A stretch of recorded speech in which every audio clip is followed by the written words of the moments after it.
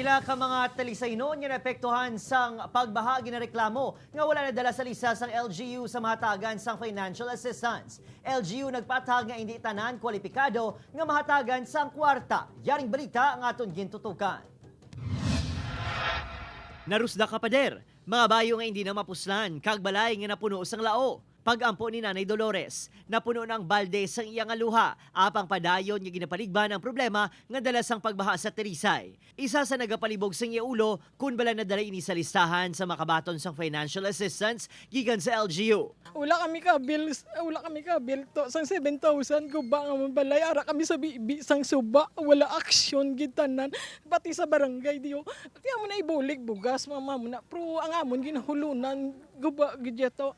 Ang manunudo nga si Melanie, mato-mato ginhawa na og saran. Duha ka semana na ini nga wala sang obra dala sang kalamidad nga ginasugata. Tawon man din nila ang amon nga sitwasyon, bisan jutay lang nga cash assistance kay kinanglan man na namon mo. Sa suma sang Talisay City Social Welfare and Development Office, 29 ka mga pamilya ang makabaton sang tag 7,000 pesos, samtang 122 naman ang makabaton sang tag 5,000 pesos. Sila ang may totally kag partially damaged nga mga balay. Buwas tubtob na sunya semana, target nga matapos ang distribution. Kung imo, pader mo, kudal mo, pwede pa man kay gyapon kay star sa balay mo.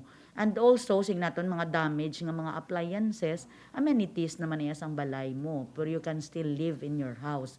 Mas sobre 3,400 ka mga pamilya o kung 17,640 ka mga residente ang nahalitan sang pagbaha. Limitado man ang resources sang aton nga gobyerno, sang local government, nga hindi tanan. Kung isa man lang kadingding ang nakakasa imo, pwede ta ka matagaan karton nga lagko subong. Sang damlag lang, natapos na sang CSWDO ang financial distribution sa 79 ka mga pamilya nga nahalitan sang New Year's Eve flash flood. Gindugangan sa alkalde sang tag 1,000 ka pesos, ang nabato niya 5 kag 7,000 pesos sang mga residente. Maluwas sa kwarta, ginadisponiran sang LGU nga mahatagan sang kahoy kag mga sin ang mga naapektuhan agon makapian-pian sa ila gasto. Apang para kay Dolores, kulang ang magkaangay sinisang atensyon gani sa baylo, mamatumato na lang agon liwat nga makabangon. Ang bulig bala ipakita man sa amon tungod na kami kami sang bagin rescue kami may senior pa kami. Upod, Kirinal Casillo, Adrian Prietos, 1 Western Visayas.